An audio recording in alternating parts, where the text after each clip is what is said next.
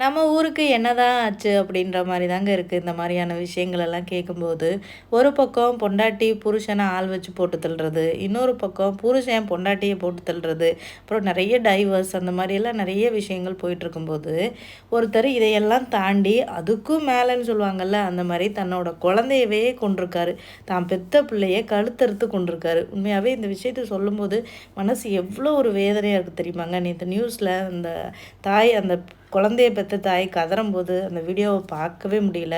காரணம் என்ன அப்படின்னு கேட்டா, தன் பொண்டாட்டி மேல இருக்கிற வெறிய தீர்த்துக்கிறதுக்காக, கோவத்த தீர்த்துக்கிறதுக்காக அப்படி பண்ணாராம்.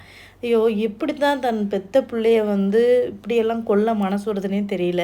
ஏன் இந்த மாரியான ஆட்களுக்கெல்லாம் தண்டனைகள் குடுக்க மாட்டேங்கிறாங்கன்னே தெரியல. நாமளும் எவ்வளவோ விஷயங்கள பேசத்தான் செய்றோம் சோஷியல் மீடியால. இங்க இப்படி நடக்குது, அங்க இப்படி நடக்குது. யாருக்காச்சும் ஒரு ஆளுக்காச்சும் தண்டனை கிடைக்குமா? அப்படின்னு பார்த்தா, அதுதான் கிடைக்க மாட்டேங்குது. அந்த விஷயம் நடக்குது. ஒரு வாரம் நம்மளும் பேசுறோம், வருத்தப்படுறோம். அதுக்கப்புறம் அத கடந்து தான் போறோம்.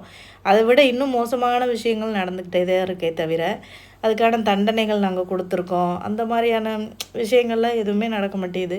சோஷியல் மீடியாவ பார்க்குறதுக்கே வந்து ரொம்ப பயமா இருக்கு. என்னடா இப்படியெல்லாம் வந்து நடந்துகிட்டு இருக்கே! அப்படின்னு சொல்லிட்டு, இந்த காலத்தில ஒருத்தவங்கள கல்யாணம் பண்ணி, அவங்க கிட்ட கடைசி வர வாழ்றதே ஒரு பெரிய சாதனையா தான் இருக்கும் போலங்க. அப்படிதான் எனக்கு தோணுது.